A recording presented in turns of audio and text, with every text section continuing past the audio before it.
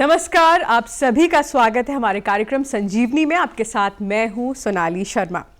दर्शकों, जैसा कि हम सभी जानते हैं, आयुर्वेद एक ऐसी चिकित्सा प्रणाली है जिसका वर्णन वेदों में किया गया है और इसी वजह से इसे जीवन का विज्ञान भी कहा जाता है।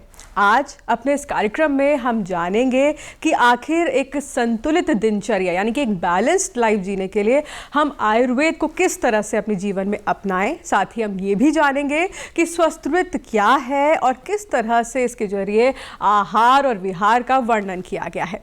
और इस महत्वपूर्ण विषय पर बात करने के लिए खास मेहमान हमारे साथ स्टूडियो में उपस्थित है उत्तराखंड आयुर्वेद विश्वविद्यालय के स्वस्थवृत्त विभाग के पूर्व विभागाध्यक्ष डॉक्टर वी.के. अग्निहोत्री जी आज हमारे साथ स्टूडियो में उपस्थित है। उनका स्वागत करते हैं और बातचीत का सिलसिला शुरू करते हैं। तो डॉक्टर साहब, बहुत बहुत स्वागत आपका हमारे कार्यक्रम में।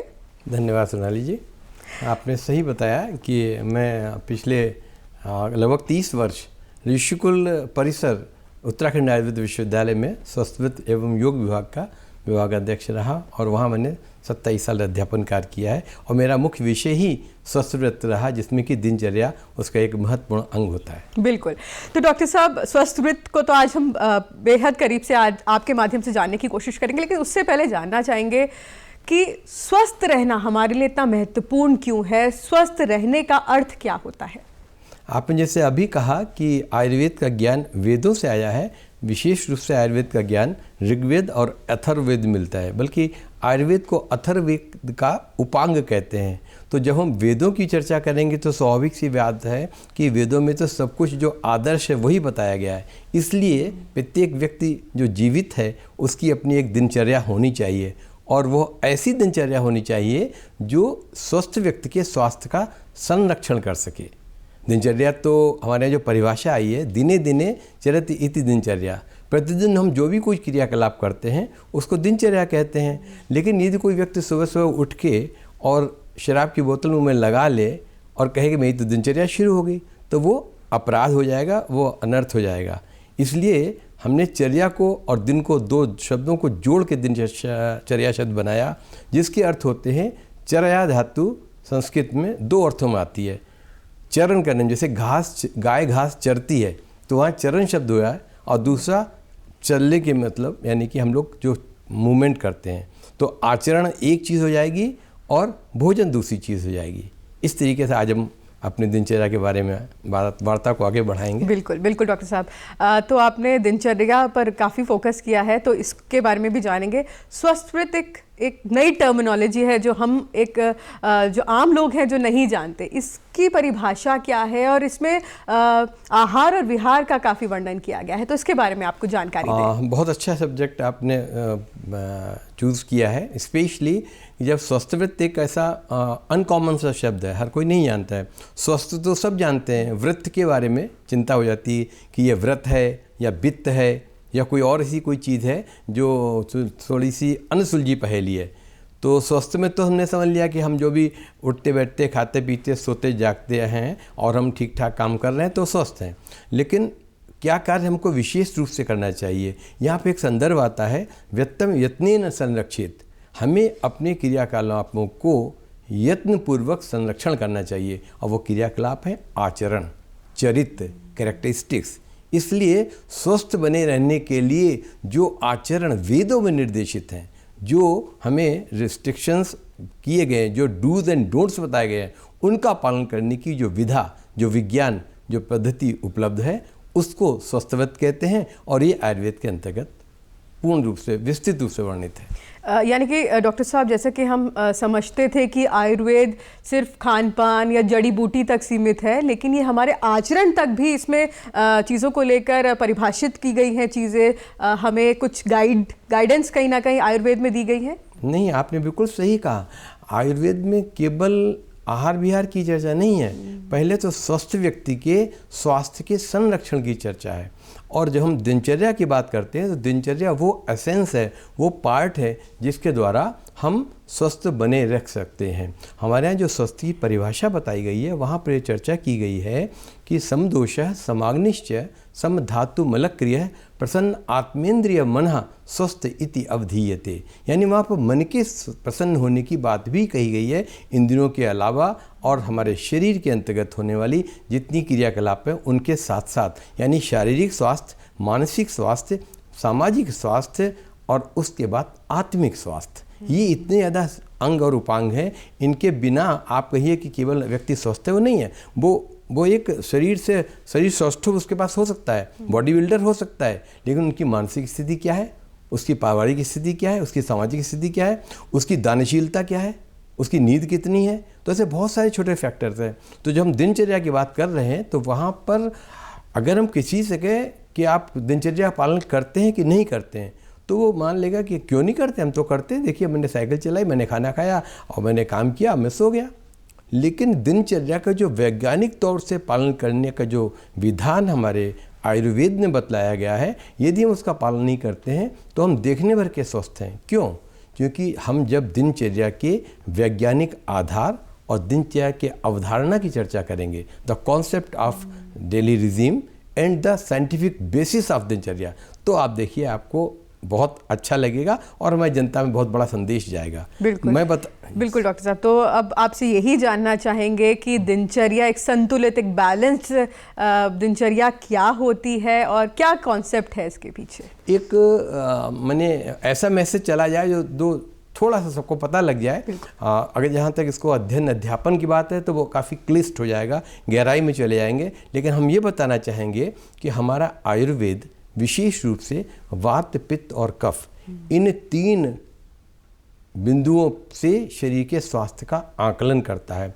और जो हमारे स्वास्थ्य के नियामक घटक बताए गए हैं, जिस व्यक्ति के अंदर, जैसे हमने अभी श्लोक में बतलाया था, वात, पित्त और कफ के बीच में सामंजस्य रहता है, संतुलन रहता है, इक्विलिब्रियम रहता है। ये बराबर नहीं रहते हैं, इनके बीच में सामंजस्य, इक्विलिब्रियम शब्द जो कहते हैं समदोषा, तो वहाँ पर अक्सर लोगों को ये थोड़ा भ्रम हो जाता है कि वात, पित्त, कफ एक समान मात्रा में होना चाहिए। अगर ऐसा है तो वो सन्निपातिक बीमारी कहलाएगी। वात, पित्त, कफ तो होता क्या है, जब हम सुबह जागते हैं, फिर दोपहर आती है, फिर शाम होती है, हम सोते हैं, तो हमारे शरीर के अंदर वात, पित्त, कफ के संतुलन में विभेद होता रहता है। माने there happens to be the derangement in the arrangement. मैं ये बताना चाहूँगा, हमारी वात, पित्त, कफ की संतुलित अवस्था में परिवर्तन होता रहता है। जैसे हम आपको उदाहरण दे रहे हैं, सुबह उठते ही हमारा श्लेष्म या कफ दोष बढ़ा हुआ होता है, और 10 बजे से 12-1 बजे के बीच में हमारा पित्त दोष बढ़ा होता है, तो हमको भूख लगती है। और शाम को 6 बजे से लेकर 10 बजे तक और रात्रिकालीन हमारा वात दोष वृद्धि होती है, इसलिए हमको थकान और नींद आने और सब चीज़ें होती हैं।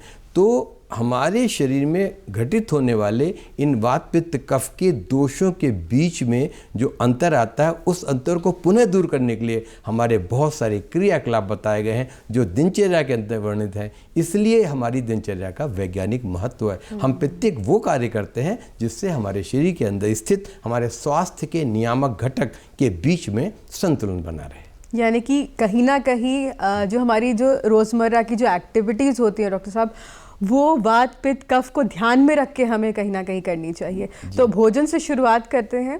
किस तरह का भोजन हमें रोज़ाना ग्रहण करना चाहिए, इन तीनों चीज़ों को ध्यान में रखते हुए, समय को ध्यान में रखते हुए? ये आप जैसा आपने अभी कहा कि भोजन से शुरुआत करना चाहिए, मेरा मन यह कह रहा है कि आपने जो कि पहले ये कहा था कि हम दिनचर्या करते कैसे हैं, तो एक चीज़ तो ठीक है, भोजन नहीं करेंगे तो फिर हम जिएंगे कैसे। लेकिन जो हमारे आचार्यों ने निर्देश दिया है, तो उन्होंने ये कहा है कि ब्राह्मे मुहूर्ते उत्तिष्ठ पक्वा पक्व निरूपेण। तो सीधी सी बात है, हम सुबह सुबह उठ के भोजन नहीं करते हैं।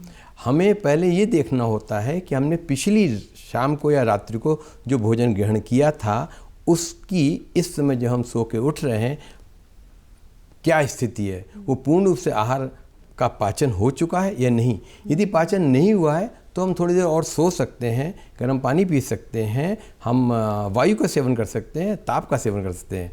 क्षुत पिपासा मारुत आतपौ, ऐसे विधान बताया गया है। भोजन शरीर के अंदर जो स्थित अभी पचन नहीं हुआ है, और अगर पाचन क्रिया पूर्ण हो गई है तो हमको बिस्तर छोड़ देना चाहिए ब्राह्म मुहूर्त में। ये शुरुआत वहाँ से हो रही है। और सबसे इम्पॉर्टेंट चीज़ बताएं, जब तक आपने कुछ कमाया नहीं तब तक आप खाएंगे कहाँ से, भोजन कहाँ से करेंगे। तो हमारे दिनचर्या के 20 बिंदु हैं और इस 20वें बिंदु पर आता है जीविकोपार्जन, और जीविकोपार्जन के लिए आता है धनोपार्जन। मैंने कहा ना कि सुबह में कफ दोष की वृद्धि होती है, तो सुबह सुबह में जितने मेरे क्रियाकलाप में वो सब शरीर से कफ के निस्तारण के लिए किया जाता है। जैसे कि हम बलगम निकालने के लिए कुल्ला करते हैं, दंतौन करते हैं, आँखों को साफ़ करते हैं, ये सारा का सारा गला साफ़ करते हैं। ये सब हमारा जो क्लेविकल बोन है, जो जिसको जत्रु बोन बोलते हैं, तो हमारी ये जो गले की हड्डी है, इससे ऊपर के जितने पार्ट है वो हमारे सर्व उच्च पंच ज्ञानेंद्रियों के स्थान है। आँख, नाक, कान, जीभ, सभी त्वचा पूरे शरीर में। तो ये सब सुरक्षित रहे, इंटैक्ट रहें और ये अपने विषयों का अच्छी प्रकार से ग्रहण करते रहें। इसलिए ये आवश्यक होता है कि हम पहले अपने ऊर्जत्रगत सफाई करें। तो दिनचर्या का पहला काम है कि जिनसे हम सुनते हैं, बोलते हैं, खाते हैं, देखते हैं, वो हमारे सुरक्षित रहने चाहिए। खाना तो हम लेंगे ही लेंगे, चलेंगे आगे चलेंगे, और उस सब के बाद ही होती है हमारी बहुत सारे स्टेप में आचमन, मुख का कुल्ला करने वाले, शौच इत्यादि करें। हमारे ग्रंथों में बहुत डिटेल से बताया गया। आज परिस्थितियाँ बदल चुकी हैं, हमारे यहाँ इतना तक बताया गया है कि उत्तर की तरफ मुख करके या दक्षिण की तरफ मुख करके कब हमको शौच वगैरह के लिए बैठना चाहिए। आज तो इंडोर फैसिलिटीज़ हो गई, कमोड जिसने एक बार बना दिया वो तो उसी दिशा में हो गया, कोई उसको ख़राब तो करेगा नहीं, उल्टा बैठे सीधा बैठे। लेकिन पहले विधान ये था कि हम अपनी संस्कृति और सभ्यता से जुड़े होने के नाते हमें सूर्य का, चैत्र वृक्ष का, चंद्रमा का, नदी का और मंदिर का, इन सब का ध्यान रखते हुए मलबूत त्याग करने के लिए विधान बताया गया था, क्योंकि तब इनबिल्ट शौचालय नहीं थे, तो ये ज़रूरी था। आज स्थितियाँ बदल गई हैं। फिर आचमन है, या कि हाथ की शुद्धि हो जाए। फिर हम लोग बहुत अंजन है, आँखों के लिए बतलाया गया है। सर्वांग अभ्यंग करने के विधान है, कानों में तेल डालना है, दोनों नॉस्ट्रल्स में डालना है, और इंडेक्स फिंगर, अंगुली की दो पर्व तक जितना एक बार ऑयल आ जाए, इसको नाक में इतनी दूर तक ले जाना है जहाँ तक कि बीच की बोन और दोनों पार्ट में रोटेट, क्लॉकवाइज और एंटी क्लॉकवाइज दोनों तक लगाना चाहिए। नाभि में लगाना चाहिए। इसके अलावा तलवों में लगाना चाहिए। तलवे, हथेलियाँ और कान, ये हमारे पूरे शरीर को रिप्रेजेंट करते हैं। हमारे शरीर के सारे संवेदनशील जो पॉइंट है इन सब जगह हैं। इसलिए जो हमारा ग्रेटेड टू है, अंगूठा है, इसमें हमें जरूर लगाना चाहिए, और दोनों हर 5 उंगलियों के बीच में लगाना चाहिए।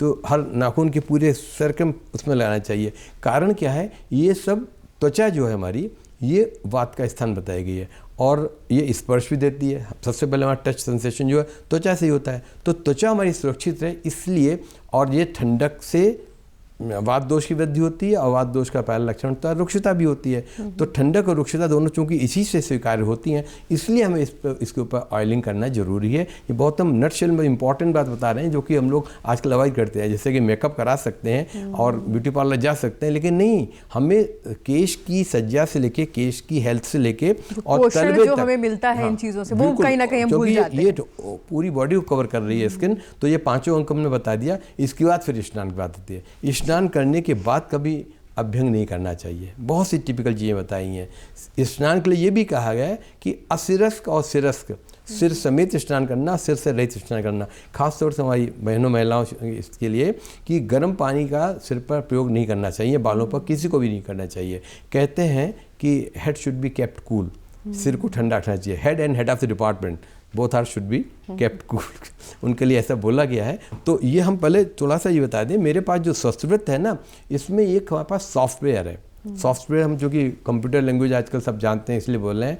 हमारा दिनचर्या, संध्याचर्या, रात्रिचर्या, ऋतुचर्या, त्रय उपस्तंभ, उसमें आता है हमारा आहार, निद्रा और ब्रह्मचर्या। आप आहार बहुत जल्दी ले रहे थे, क्योंकि ये पूरी सीरीज है, तो आहार तब आएगा जब हम कमाएंगे। तो त्रय उपस्तंभ, वेग विधारण, हमें अपने शरीर में आए हुए वेग, मलमूत्र के, जवाई के, इनके वेग को हमें धारण नहीं करना चाहिए, इसको निस्तारण करना चाहिए। और मनोवेगांच धारियत, जो मानसिक वेग है उनको धारण करना चाहिए। जैसे क्रोध है, लोभ है, मोह है, जुगुप्सा है, ईर्ष्या है, ये अगर मन में आ भी जाए किसी के प्रति तो उसका उद्घाटन नहीं करना चाहिए, अपने में दाब लेना चाहिए। तो इसलिए कहा गया है वेगों धारण करें। तो ये हमारा सॉफ्टवेयर हो गया। इस पैकेज के द्वारा एक स्वस्थ व्यक्ति अपने स्वास्थ्य की रक्षा कर लेता है। तो डॉक्टर साहब, जिस तरह से आप कह रहे हैं कि सॉफ्टवेयर है, तो समय का क्या है? कितने बजे हमें उठना चाहिए? कितने बजे तक हमें जो हमारी रोज़मर्रा की क्रियाएं हैं उनसे निवृत्त होना चाहिए? नहाने का सबसे बेहतर समय कितना होना चाहिए? इस पर भी आप थोड़ा बहुत ही इंटेलिजेंट आपने ये क्वेश्चन पूछा है, हम अहोरात्र शब्द प्रयोग करते हैं, दिन और रात्रि। रफली स्पीकिंग सामान्यतया हमने सुबह 6 बजे से शाम के 6 बजे तक का समय 12 घंटे का दिन और शाम के 6 बजे के बाद से सुबह के 6 बजे तक का समय 12 घंटे की रात्रि मानी है। और इनको 3-3 घंटों में डिवाइड किया है। एक 3 घंटे के समय को हम एक प्रहर बोलते हैं। और उसके बाद इसमें यह विचार दे दिया गया है कि कौन सा कार्य कब करना चाहिए। तो प्रथम प्रहर जो हुआ हमारा, वो आप मान लीजिए 3 से 6 बजे का सुबह हो गया। उसके अंतर्गत आता है 4 और 4:15 साढ़े 4 बजे के बीच के समय उठने के लिए। होता क्या है, ये उठने का जो समय है ये हमारा प्रतिदिन के सूर्योदय और सूर्यास्त पर निर्भर करता है। तो देखिए, सूर्य तो अचल है, हम लोग कहते हैं सूर्योदय हुआ सूर्यास्त हुआ, लेकिन सूर्य तो अचल है, पृथ्वी घूमती रहती है। तो गर्मियों में और जाड़ों में जिस तरीके से सूर्योदय का समय बदलता रहता है, उसी हिसाब से हमें अपने सुबह जागने के समय में मान के चलिए कि 4:45 से लेके और 5:15 तक के बीच में कर सकते हैं। उसी हिसाब से पहला जो हमारा 3 घंटे का समय हो गया, अगर हम 3 से 6 करेंगे तो 3 से 6 में मुझे ये कार्य निपटा लेना चाहिए। सच तो ये है, जो आपने बढ़िया बात पूछी, वो ब्राह्म मुहूर्त जो शब्द है, मुहूर्त होता है 48 मिनट्स का, 2 घड़ी बराबर 1 मुहूर्त होता है। तो 48 मिनट में हमें वो कार्य कर लेने चाहिए जो हम वास्तव में ब्रह्म मुहूर्त में करना चाहते हैं। क्योंकि ब्राह्म मुहूर्त में उठने का सबसे बड़ा फ़ायदा ये मिलता है कि उसमें हमें कॉस्मिक एनर्जी मिलती है, हमें अनपॉल्यूटेड एयर मिलती है, जिसमें ऑक्सीजन का कंसंट्रेशन ज़्यादा होता है। जैसे ही यातायात शुरू हो जाता है तो फिर आप देखिए वेहिकुलर ट्रैफिक के द्वारा जो पोल्यूशन निकलता है, अब तो खैर डे नाइट की फैक्ट्रीज हो गई हैं तो उनका भी स्मोक निकलता ही है। पहले जो हमारे आचार्यों ने कहा था, वो इसीलिए कहा था कि ब्रह्म मुहूर्त के समय सबसे बड़ी चीज़ उसमें आती है शीतल मंद और सुगंध वायु चलती होती है। आप स्पेशली देखिए, बल्कि आजकल ये बड़ा नैरेटिव आया है कि बच्चों को सूर्योदय और सूर्यास्त जरूर दिखाना चाहिए। वो कल्पना से बाहर चली गई है। सूर्योदय कब होता है, 14 ऊंची बिल्डिंग में रहते हैं, पता ही नहीं चलता है। रात को सूर्यास्त के बाद आते हैं, उनके पेरेंट्स आते हैं तो उन्हें क्या दिखाएंगे। तो आज हम पुनः जब आयुर्वेद की तरफ लौट रहे हैं, तो आपने जो समय की बात कही, समय सबसे पहले है कि हम ये कर लें। फिर 10 से 12 का समय मुख्य रूप से भोजन कारण का होता है, क्योंकि उस समय पित्त दोष की वृद्धि होती है, इसीलिए उस समय हम करना चाहिए। और रात को हम अभ्यंग करके सोएं, जिससे कि वात दोष से परेशानी न हो, तो वो हमारा शाम को हो गया। और स्पेशली इसमें कहा गया है कि रात्रिस्तु भोजनम कुर्यात् प्रथमम पैरांतरे, रात्रिकालीन भोजन भी मुझे प्रथम पैर के अंतर्गत ही करना चाहिए, यानी कि 6 से 9। आपने क्वेश्चन इतना प्यारा पूछा, यही आज की पूरी जनता का प्रश्न है। लेकिन वो समझते क्या है, शादी ब्याह सब लेट नाइट करेंगे, 12-1 बजे खाना खाएंगे, 2:30 बजे तक वहाँ से लौटेंगे, खाने का पाचन नहीं हुआ। देखिए, भगवान हमारा शरीर को ऐसी एक बिल्ट इन मशीन के संग भेजा है कि अगर आपको दिक्कत है, आपने लेट नाइट खाना खाया, तो सुबह आप क्या कहेंगे कि आज चलो अब नाश्ता हम स्किप कर जाते हैं। क्यों? क्योंकि खट्टी डकारें आ रही हैं, या हमारा पेट साफ नहीं हुआ, या हमको आज डाइजेशन पूरा नहीं हुआ। और अगर उस पर भी नहीं बना तो लंच भी हाफ करते हैं या छोड़ देते हैं। घर में कभी आते हैं, क्या कहते हैं, आज भूख कम है, खिचड़ी बना लेते हैं। क्यों?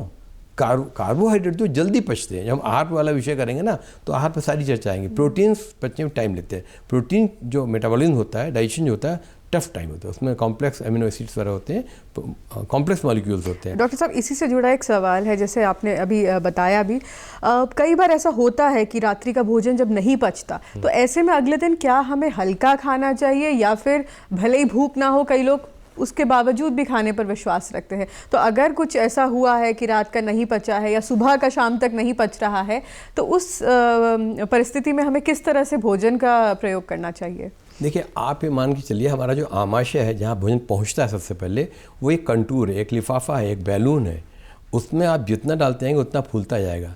अगर हम सब विज्ञ हैं, सुविज्ञ हैं, ज्ञानी हैं, और ये याद है आ रहा है हमने कि हमने कल रात अपनी निर्धारित मात्रा से अधिक भोजन कर लिया था, तो सुबह भोजन करना ये कंपल्सरी नहीं। मैंने आपको शुरुआती दौर में बताया था कि क्षुत पिपासा मारुत आतपऊ। तो पहला मेरा धर्म बनता है कि हम पूर्व में लिए गए भोजन को पचाएं। तो क्षुत माने भूखे रह के, पिपासा माने पानी पी के, गर्म पानी पी के, मारुत माने भूखे रहेंगे तो मारुत माने वायु उसका सेवन करके, और आतप माने हीट सेक के। ये 4 व्यवस्था बताएंगे खाने की। तो जिक्र नहीं, हमारे आयुर्वेद के वैदिक वांग्मय के हिसाब से यदि आप चलें तो आप बीमार तो पड़ नहीं सकते, चाह की बीमार नहीं पड़ सकते। आपको एक बढ़िया बात बताएं, प्रसंग के अंतर्गत ही है, क्योंकि अब चूँकि हम बैठे हैं तो हमारे लिए एकदम से विचार आता है। वैद्यानाम शारदी माता पिता च कुसुमाकरा यमदष्टा स्वसा प्रोक्ता हितभुग मितभुग रिपुः। ये कहा गया शरद ऋतु में सबसे ज़्यादा रोगी बीमार पड़ते हैं। हमारे शरीर को एक ऋतु से दूसरे ऋतु में स्थापित होने के लिए ये ज़रूरी है कि हम अपने को एक्लेमेटाइज करें, अपने को उसका अनुशीलन करें। और इसके क्रम में आपका एक जानकारी दें, जैसे हमारी क्रिकेट टीम बाहर खेलने जाती है, तो मान लीजिए हम यहाँ 40 डिग्री टेम्परेचर से जा रहे हैं और इंग्लैंड में लॉर्ड्स में खेलने जा रहे हैं, तो वहाँ रहेगा 16 डिग्री रहेगा। तो 10-15 दिन पहले चले जाते हैं, इससे वहाँ की आबो हवा जलवायु से वो एडजस्ट हो जाए, उनका खान पान, उनका पाचन क्रिया सही रहे, तब जाके वहाँ खेल पाते हैं इतने में। तो वैसे ही ऋतु परिवर्तन के साथ में आया है कि शरद ऋतु में सबसे ज़्यादा हमारा शरीर बीमार पड़ने के लिए रहता है।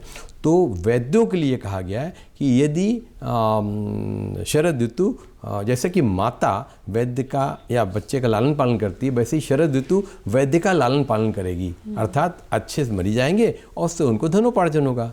और माता वैद्या नाम शारदी माता पिता तक कुसुमाकरा, पिता जो कुसुमाकर यानी बसंत ऋतु कहा गया। आपने देखा होगा बसंत ऋतु होली के तुरंत बाद चैत्र वैशाख में जो बसंत आता है, तो वहाँ भी मीजल्स पहले बहुत होता था, है ना, खसरा जिसको बोलते हैं, तो फिर बीमार पड़ते हैं, तो वो भी पिता के समान वैद्यों का लालन पालन करेगा, यानी कि धनोपार्जन कराएगा। स्वसा बोलते हैं बहन को, सिस्टर को। यमदृष्टा काल बताया गया है, दिवाली के तुरंत बाद जो पंदान के समय बताया, वो यमराज की दाढ़ है, उससे कोई बच नहीं सकता है। ये तो पहले अलर्ट कर दिया जनता को। फिर आगे क्या कहा है, बहुत प्यारी चीज़, इसलिए मुझे श्लोक देना पड़ा। यमदृष्टा स्वसा पोक्ता हितभुक मितभुक रिपुः। और इस पर भी इन सभी ऋतुओं में जो लोग हितकारी भोजन करते हैं और जो मित माने सीमित भोजन करते हैं, वे वैद्य के शत्रु हैं, यानी वो बीमार नहीं पड़ते, वैद्य उनसे 2 पैसे नहीं कमा सकता है। तो इस एक बहुत बड़ा डायरेक्शन दिया गया है कि हमको समय अनुसार, ऋतु के अनुसार, अपने डाइजेस्टिव क्षमता के अनुसार भोजन लेना चाहिए। अगर हम भोजन पर शिफ्ट करते हैं तो वहाँ पर एक चीज़ आई है कि मात्रावत अश्नियात, हमें भोजन मात्रा के अनुसार सेवन करना चाहिए। मात्रा कैसे निर्धारित होगी? आहार मात्रा सा पुनः अग्निबलापेक्षणी। आहार की मात्रा हमारे शरीर में पाचन की जो शक्ति है, जाठराग्नि जिसको बोलते हैं, उसकी अपेक्षा करती है। कितनी इंटेंसिटी है, कितनी तीव्रता है, वैसा भोजन लें। तो आप तय कर लिए, अगर तीव्रता नहीं थी, भोजन आपने ज़्यादा मात्रा में ले लिया, वो समय लेगा पचने में, और उस परिस्थिति में निश्चित रूप से आपको अगला आहार नहीं लेना चाहिए। एक और विधान बताया गया है, देखा गया है, याम मध्य न भुंजिता। यदि आपने प्रिंसिपल मील, अगर आपने मुख्य भोजन ले लिया है, तो आपको 3 घंटे तक कुछ भी नहीं खाना है। ये हम व्यवस्था के खिलाफ चले जाते हैं कि मेरा मित्र आया, अभी उन्होंने चाय समोसा खा लिए, फिर दूसरे को आया उनके संग चाय पी ली। तो यानी कि पाचन के लिए कहीं ना कहीं 3 घंटे का समय हमें कम से कम देना चाहिए। 3 घंटे छोड़ना ही, 2.5 घंटे भोजन पेट में ही पड़ा जाता है, फिर आगे जाता है। हमारी 7.5 मीटर लंबी आंत है, 22 फीट लंबी आंत है। तो हमने खाना खा लिया, पेट खाली हो गया, हमसे हम दोबारा खाना खाएं, वो गलत हो जाएगा। याम मध्य न भुंजिता कहा गया, और 2 यामों में न वर्जित। और ये भी कहा गया हमें 6 घंटे तक भूखा नहीं रहना चाहिए, यानी कि मेरा दूसरा भोजन प्रिंसिपल मील्स 6 घंटे के अंदर हो जाना चाहिए। यदि ऐसा नहीं होता है तो हम शाम को स्नैक्स लें। जैसे मान लें हम दोपहर में 12 बजे खाना खाया, तो अगर हम 4 साढ़े 4 बजे कुछ खा लेते हैं, तो हम भोजन रात को 7:30 तक ले सकते हैं। अगर लोग केवल 2 ही भोजन करते हैं, अगर 12 बजे करते हैं तो फिर वो 6 बजे तक कर लें, 1 बजे करते हैं तो 7 बजे तक कर लें, 2 बजे करते हैं तो 8 बजे तक कर लें। तो दोनों हमारे जो निर्देश हैं पूरे हो रहे हैं कि हम शाम के प्रथम पहर में भोजन कर लेते हैं। डॉक्टर साहब, एक आखिरी सवाल, समय की कमी है तो जवाब आपसे जल्दी से चाहेंगे। जिस तरह की दिनचर्या आयुर्वेद में बताई गई है, जो बड़े लोग होते हैं वो तो कहीं ना कहीं आसानी से उसको फॉलो कर लेते हैं, लेकिन क्या बच्चों के लिए भी इसी तरह की दिनचर्या का पालन करना आवश्यक है? और अगर है तो बच्चों को किस तरह से तैयार किया जाए? हमारे आयुर्वेद में बच्चों की जो उम्र बताई गई है, जो आजकल पीडियाट्रिक डिपार्टमेंट बोलते हैं, वो तो 0 से लेके और 18 साल तक बता दी है, 12 तो मिनिमम है। तो उसमें भी कैटेगराइज करना पड़ा, जो शिशु हैं, जो शिशु बोलते हैं जो 1 साल के अंदर है। तो देखिए, जैसे कि बच्चा माँ के पेट के अंदर यद्यप तैरता भी है, पैर भी चलाता है, हेंड भी चलाता है, वो एक्सरसाइज वहाँ करता है, वैसे ही वो सोता भी है। तो पैदाइशी बच्चे की जो हार्ट रेट है बहुत तेज़ जाती है, 120 तक जाती है, हम लोगों की 74 तक रहती है, 60 से 74 80 तक। इसलिए उसको अधिक मात्रा में सोना चाहिए, उसके लिए अलग दिनचर्या होगी। जैसे जैसे बढ़ता जाता है, 3 साल हो गया, वैक्सीनेशन दौर चला गया, फिर उसके और स्टेशन आते चले गए, फिर स्कूल गोइंग हो गया, तो दिनचर्या तो बदलती आती है। लेकिन जो बेसिक फेनोमेनन चला आ रहा है कि early to bed and early to rise, उससे हम नहीं बच सकते हैं। अर्ली भी सापेक्षता रखेगा, किस व्यक्ति के लिए कितना बजे सोना अर्ली कहलाएगा। अब प्रधानमंत्री साहब तो 12 बजे तक भी जगते हैं, फिर भी 3 बजे जग जाते हैं, तो वो वर्कलोड के हिसाब से डिपेंड करता है। कोई नाइट शिफ्ट वाले हैं, वो रात में जगेंगे, उनको मॉर्निंग वाके सोना ही पड़ेगा। लेकिन एक स्वस्थ व्यक्ति के लिए दिनचर्या में कम से कम जो 25 वर्ष से लेके और 65 साल तक के, उनको 6 घंटे की साउंड स्लीप लेनी चाहिए। पहला चीज़ तो नींद है, क्योंकि आहार, निद्रा और ब्रह्मचर्य की बात कही है। अगर साउंड स्लीप में 2 चीज़ बहुत इंपॉर्टेंट, एक तो बहुत ही अच्छी निर्बाध निद्रा और दूसरा पेट का साफ होना। ये 2 चीज़ें एक दूसरे से इंटररिलेटेड है। नींद नहीं पूरी होगी, पेट साफ नहीं होगा, पेट साफ नहीं होगा, नींद नहीं आएगी। और पेट साफ भी है, नींद सही आ रही है, इतना बढ़िया डाइजेशन रहता है। भोजन भी करेंगे, भोजन में स्वाद भी आएगा। और एक्सरसाइज को हमने अभी स्पर्श नहीं किया, क्योंकि वो फिर बहुत बड़ा चैप्टर अपने में है। दिनचर्या में एक्सरसाइज का बहुत बड़ा महत्व है। चाहे आप योगासन से करें, प्राणायाम करें, या आप जिम करें, एरोबिक्स करें, जो भी करें, सिटअप्स लगाएं, सूर्य नमस्कार करें, बहुत बड़ी दिनचर्या है। और ये दिनचर्या इतनी गोल्डन है, इतनी सुनहली है कि इसके बदौलत ही हम स्वस्थ शरीर को स्वस्थ रख सकते हैं। जो हमारे आयुर्वेद का 50% आधा प्रयोजन यही है। 2 प्रयोजन है, स्वस्थ से स्वास्थ्य रक्षणम पहला, और दूसरा आतुरस्य रोग प्रशमनम च। जो आतुर हैं, जो रोगी हो गए हैं, उनके रोग का प्रशमन करना, उनके रोग का उपचार के द्वारा निराकरण कराना, ये हमारे 2 उद्देश्य हैं। तो दिनचर्या बेस्ड हमारी जो लाइफ है वो हमें रोगों से बचाती है। बिल्कुल। तो डॉक्टर साहब, आपने एक बेहद महत्वपूर्ण विषय पर आज हमारे दर्शकों को बहुत अच्छी जानकारी दी, और आपका बहुत बहुत शुक्रिया हमारे कार्यक्रम में आने का, और इतनी अच्छी बात हमारे साथ साझा करने के लिए आपका बहुत बहुत शुक्रिया। धन्यवाद, आपका बहुत बहुत धन्यवाद। तो दर्शकों, उम्मीद करते हैं आपको संजीवनी का आज का भाग पसंद आया होगा। फिलहाल के लिए दीजिए अनुमति। नमस्कार।